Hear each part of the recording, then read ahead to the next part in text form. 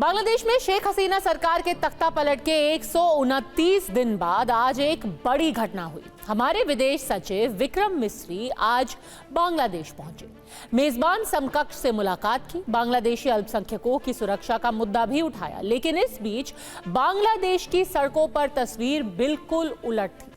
एक ऐसे वक्त पर जब भारत शांति और संयम की बात करने की कोशिश में है, बांग्लादेश की सड़कों पर भारत को तोड़ने का आह्वान किया जा रहा था।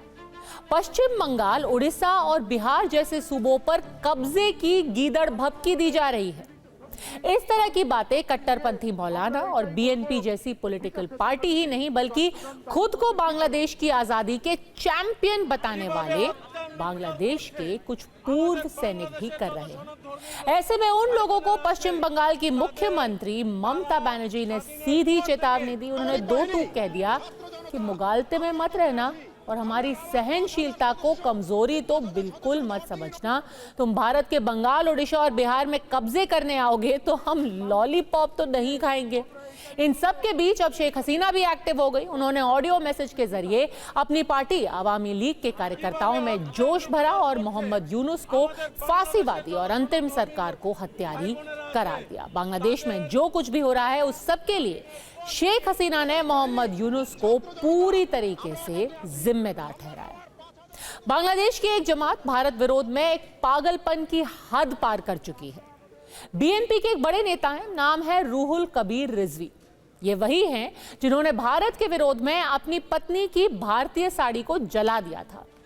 अब वो कह रहे हैं कि अगर भारत ने चटगांव पर दावा किया तो वो बंगाल, बिहार और उड़ीसा पर चढ़ाई कर देंगे। वो कहावत है ना, घर में नहीं दाने। बहरहाल सिर पर बांग्लादेशी टोपी वाले खुद को पूर्व सैनिक बताने वाले ये बुजुर्ग को लगता है कि वो 4 दिन में कोलकाता पर कब्जा कर लेंगे और उन्हें 24 कैरेट सोने जैसा खरा जवाब मिला बंगाल की मुख्यमंत्री ममता बनर्जी से। তাকে প্রতিরোধ করুন এবং সেক্ষেত্রে বাঁধ ভেঙে দিতে হবে। আর যারা কেউ কেউ বলছে বিহার দখল করব, উড়িষ্যা দখল করব, আমি বলি ভাই ভালো থাকবেন, সুস্থ থাকবেন, সুন্দর থাকবেন। কিন্তু এত বড় হিম্মত আপনাদের কেন কারো নেই যে বাংলা, বিহার, উড়িষ্যা সব নিয়ে নেবেন আর আমরা বসে বসে ললিপপ খাবো।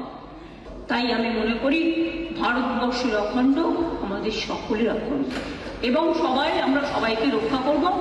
এটাই আপনাদের সকলকে আমি আবেদন জানিয়ে দিলাম।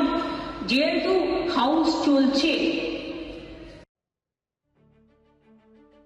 भारत की राजनीति में इतना पोलराइजेशन हो गया है, पर फिर भी ऐसे मौके आते हैं जब बाहर से धमकियां मिलती हैं और पूरा देश एक ही सुर में बोलता है, भले से ही वो भारतीय जनता पार्टी हो या फिर ममता बनर्जी। असल में बांग्लादेश में हिंदू अल्पसंख्यकों पर हमले से भारत में लोगों का आक्रोश बढ़ता जा रहा है। बीजेपी नहीं, करीब करीब हर राजनीतिक दल अब वहां के हालात से चिंतित है। ममता बनर्जी तो बांग्लादेश में संयुक्त राष्ट्र शांति सेना की तैनाती की मांग तक कर चुकी है। भारत सरकार भी यूनुस सरकार से अल्पसंख्यकों की सुरक्षा सुनिश्चित करने की अपील कर चुकी है। इन सब के बीच 5 अगस्त के बाद आज पहली बार भारत के विदेश सचिव विक्रम मिस्री ढाका में है और बांग्लादेशी विदेश सचिव मोहम्मद जशीमुद्दीन से उन्होंने मुलाकात की। विक्रम मिस्री को जशीमुद्दीन ने ही ढाका आने का न्योता दिया था। इससे पहले प्रधानमंत्री मोदी और मोहम्मद यूनुस के बीच फोन पर बात हुई है तो विदेश मंत्री एस जयशंकर भी संयुक्त राष्ट्र की बैठक में बांग्लादेश के विदेश मंत्रालय के सलाहकार से मुलाकात कर चुके हैं। उसके बाद आज ढाका में विदेश सचिवों की मुलाकात हुई। इस दौरान विक्रम मिस्री ने बांग्लादेशी मेजबान के सामने दोनों देशों के सच्चे और पक्के रिश्ते की याद दिलाई। साथ ही बांग्लादेश में अल्पसंख्यकों के खिलाफ जारी अत्याचार पर भारत की चिंता साझा की और उनकी सुरक्षा मुकम्मल करने की मांग की। अभी तक भारत ने जब जब बांग्लादेश में हिंदुओं की हालात पर चिंता जताई है, यूनुस सरकार ने सीधा जवाब तो नहीं दिया। उल्टा बांग्लादेश की सरकार ने ऐसी सभी चिंताओं, रिपोर्टों, बयानों को प्रोपेगेंडा की तरह दर्शाने की कोशिश की है। लेकिन अब शेख हसीना भी पर्दे के पीछे से एक्टिव हो गई हैं। उन्होंने ऑडियो मैसेज जारी कर लोगों से एकजुट होने और बांग्लादेश को बचाने की अपील की है। বাংলাদেশের মানুষের মৌলিক অধিকার বেঁচে থাকার অধিকার সবই হরণ করা হয়েছে। সারা বাংলাদেশ জ্বলছে, প্রতিটি প্রতিষ্ঠান আগুনে পোড়ানো। সেই অবস্থায়ও প্রবাসীরা আজকে নির্যাতিত নিপীড়িত মানুষের পাশে আছেন। আমি আপনাদের প্রতি কৃতজ্ঞতা জানাই, আন্তরিক ধন্যবাদ জানাই এই চরম দুঃসময় মানুষের পাশে দাঁড়ানোর জন্য। যে বাংলাদেশকে আমরা গড়ে তুলেছিলাম জাতির পিতার স্বপ্নে বাংলাদেশ হিসেবে, ক্ষুধা দারিদ্র্যমুক্ত বাংলাদেশ হিসেবে, অর্থনৈতিকভাবে বাংলাদেশ উন্নত হয়েছিল, কিন্তু আজকে আমরা দেখি যে একে একে সব ধ্বংস করা হয়েছে। আজকে এমন একটা সরকার ক্ষমতায় যাদের হাতে এদেশে 30 লক্ষ মানুষ শহীদ হয়েছে, আমাদের বুদ্ধিজীবীদের হত্যা করা হয়েছে। এই 14 ডিসেম্বর বুদ্ধিজীবী হত্যা দিবস, সেই সময় নিজামী, মুজাহিদ থেকে শুরু করে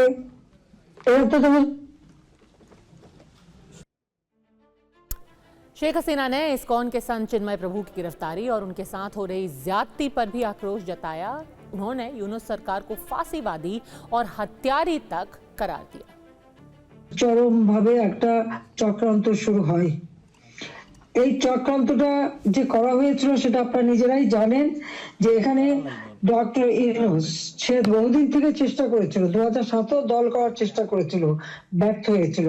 এরপর সে ষড়যন্ত্রে লিপ্ত হয় এবং সেটা সে নিজেই বলেছে। যখন জাতিসংঘে গিয়েছিল বিল ক্লিন্টন ফাউন্ডেশনের এক অনুষ্ঠানে, বিল ক্লিন্টনের সঙ্গে পরিচয় করার সময় সে বলেছিল যে 2024 জুলাই 7 তারিখ থেকে যে কোটা আন্দোলন শুরু হয়, এটা কোনো ছাত্র জনতার আন্দোলন ছিল না, এটা ছিল তার মেটিকুলাসলি ডিজাইন করা একটা পরিকল্পিতভাবে আন্দোলন, যার মাধ্যমে আমাকে ক্ষমতাচ্যুত করে এবং তার মাস্টার মাইন্ড দিয়ে সে পরিকল্পনা করে এটা করেছিল। কথাটা বাস্তব। কারণ बांग्लादेश में इस्कॉन के संत चिन्मय प्रभु को गिरफ्तार हुए अब 3 हफ्ते गुजर चुके हैं। उन्हें देशद्रोह के आरोप में 25 नवंबर को हिरासत में लिया गया था। जेल में तो डाला ही गया, अब जमानत पर सुनवाई भी वकीलों को दी गई धमकियों के बीच 2 जनवरी तक टल चुकी है। और तो और चिन्मय प्रभु को अब नए नए केस में फंसाने की साजिश भी जारी है। अब उन पर हत्या की कोशिश का मुकदमा भी दर्ज कर दिया गया, यानी कि एक और केस। ये केस चटगांव के कारोबारी और हिफाजत-ए-इस्लाम बांग्लादेश के नेता इनामुल हक ने दर्ज कराया है। इनामुल हक का आरोप है कि चटगांव कोर्ट परिसर में चिन्मय प्रभु के समर्थकों ने उन पर जानलेवा हमला किया, जिसमें उनके सिर पर, हाथ पर चोटें आई हैं। और इस शिकायत पर 150 से ज्यादा लोगों के खिलाफ शिकायत दर्ज की गई है। इनमें चिन्मय प्रभु को मुख्य आरोपी बनाया गया है। मुकदमे के मुताबिक घटना 26 नवंबर की है, यानी कि चिन्मय प्रभु की गिरफ्तारी के अगले ही दिन की। बांग्लादेश में एक तरफ चिन्मय प्रभु के ऊपर केस पे केस ठोके जा रहे हैं, उन्हें कानूनी अधिकारों से भी वंचित रखा जा रहा है। जो वकील उनका केस लड़ना चाहते हैं उनको धमकियां दी जा रही हैं, तो दूसरी तरफ देखिए क्या हो रहा है। यूनुस सरकार के गृह मंत्रालय ने 15 जुलाई से 8 अगस्त के बीच जो भी हिंसा हुई थी, उनके सारे आरोपियों के खिलाफ मुकदमों को वापस लेने का ऐलान किया है। यानी कि हिंसा करके जिन लोगों ने बांग्लादेशी नागरिकों की जान ली थी, उनको घायल किया था, उन सब के मुकदमे वापस हो रहे हैं। लेकिन चिन्मय प्रभु जैसे लोगों पर देशद्रोह और हत्या की कोशिश जैसे झूठे केस लगातार दर्ज कराए जा रहे हैं। इसे अगर खुल्लम खुल्ला अन्याय और अत्याचार नहीं कहेंगे तो और क्या कहेंगे। अब आपको दिखाते हैं एक और उदाहरण परम पाखंड का। ये तो आप देख ही चुके हैं कि कैसे बांग्लादेश सरकार अल्पसंख्यकों के उत्पीड़न में अगर भागीदार नहीं है तो कम से कम उस पर चुप्पी तो साधे ही हुई है। अब देखिए कि कैसे दूसरी तरफ वही यूनुस सरकार अंतर्राष्ट्रीय नरसंहार पीड़ित स्मरण और रोकथाम दिवस यानी कि जेनोसाइड रिमेम्बरेंस डे पर घड़ियाली आंसू बहा रही है। मोहम्मद यूनुस ने आज के दिन दुनिया भर में नरसंहार के अनगिनत पीड़ितों को याद किया। उन्होंने आगे किसी भी परिस्थिति में कहीं भी नरसंहार जैसे घृणित अपराध को रोकने की प्रतिबद्धता जताई। अंतरिम सरकार के मुखिया ने इस मौके पर 1971 के मुक्ति संग्राम यानी कि बांग्लादेश की आजादी की जंग के दौरान क्रूर नरसंहार को भी याद किया। अब ये नरसंहार किसने किया था ये भी शायद बांग्लादेश के लोगों को याद होगा, वही पाकिस्तान जिनको आज वो अपना सबसे बड़ा हिमायती समझ रहे हैं।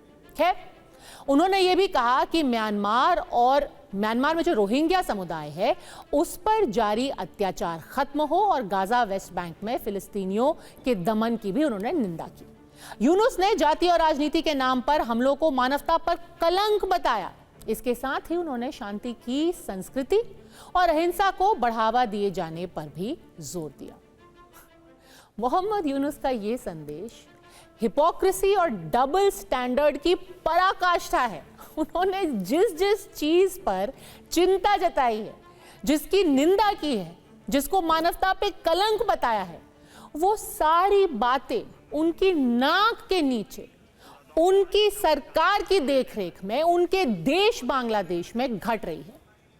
लेकिन इससे भी ज्यादा चिंता की बात यह है कि भारत को विभाजित करने और उस पर हमला करने के आह्वान अब बांग्लादेश की सड़कों पर सुनाई दे रहे हैं।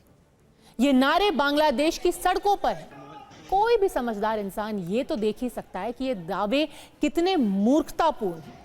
लेकिन इन दावों से भारत से ज्यादा बांग्लादेश को चिंतित होना चाहिए, क्योंकि ये सारे नारे, ये सारे कट्टरपंथी, ये लोग जो ऐसे दावा कर रहे हैं कि वो भारत के टुकड़े कर देंगे, वो ये दिखाते हैं कि कैसे बांग्लादेश धीरे धीरे इन्हीं कट्टरपंथियों और इनके पागलपन में धंसता जा रहा है। एक ऐसा पागलपन जिसकी भारी कीमत बांग्लादेश पहले ही चुका है।